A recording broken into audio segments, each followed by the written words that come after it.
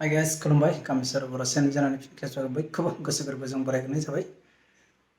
दिनै मोनसे टपिक लाना फैदों, गतिके बिराद मोजां खबर। गतिके नोंथांमोनाबो बे खामानिखौ मावनो हागोन जाहाथे सोरनावबा जुदि पासबुक बिराद गोनांथि जाना दंबा बिदि एक्सिस बेंकआ गोबां मोजां मोजां अफार होयो। गतिके नोंथांमोना जुदि दरखार जादोंबा न'नानै जिरायनानै बे पासबुकखौ अनलाइन एप्लाइ खालामनो हागोन आरो भिडिअ केवाइसि फुल केवाइसि जागोन बेंकआव थाङालासे।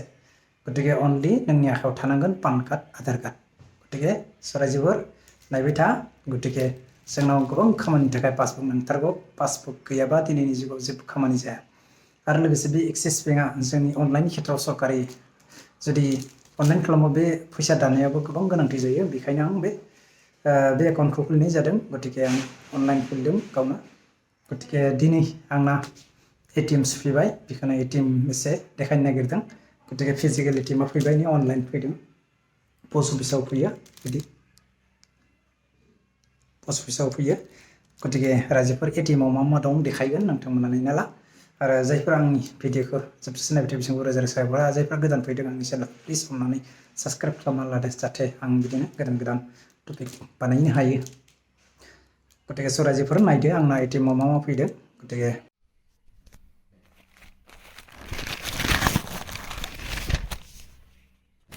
गतिके रायजोफोर नायदो मा फैदों आं देखायनोसै। बे मोनसे स्लिप आरो बेयाव गाइडलाइन दं, मा मा सुबिदा दं बेफोर। बाट एटिएमआथ' बेनो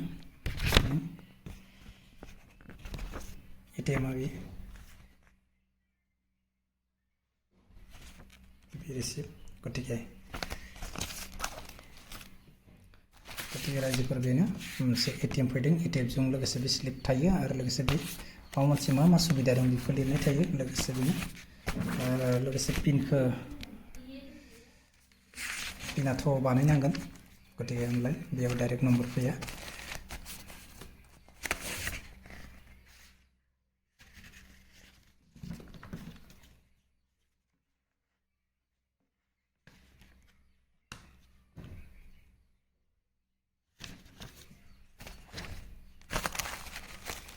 रायजोफोर दिनैनि बेनो रायजोफोर दिनैनि टपिकआ बेनोमोन जाहाथे नोंथांमोनाबो अनलाइन खालामनो हागोन। लोगोसे एक्सेस मबाइल होननानै एप्स दं, बेयाव मोनसे चेकबुक एप्लाइ खालामनांगोन अनलाइन। आरो लोगोसे एटिएमथ' फैखाबाय। गतिके आरो अपेनिं जानाय लोगो लोगो डिजिटेल खामानिखौ मावनो हायो गावनो एमपिन बानायनानै इउपिआइ आइडि बानायनानै बेखौ आरामसे सालायनो हायो। गतिके बेनो प्रसेसा। जुदि सोरबा बानायनो लुबैदोंब्ला कमेन्ट खालाम, आं खिन्थाहरगोन।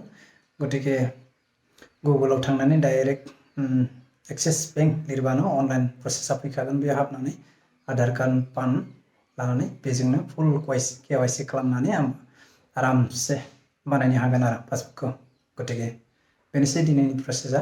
गतिके बेखौनो एसे फोरमायनो नागिरबाय रायजोफोर। जुदि गोरोन्थि जादोंबा निमाहा होदो। आरो जोबजासे लास्टआव खावलाय, जायफ्रा आंनि भिडिअखौ गोदान नायनो फैदों बा गोदान फैदों बिसोर अननानै प्लिज आंनि चेनेलखौ साबस्क्राइब खालामना ला आरो लोगोसे बेल आइकन दं बेखौबो थुनानै ला। स' दिनैनि टपिकआ बेयावनो फोजोबनाय जाबाय। जय बर' हारिनि।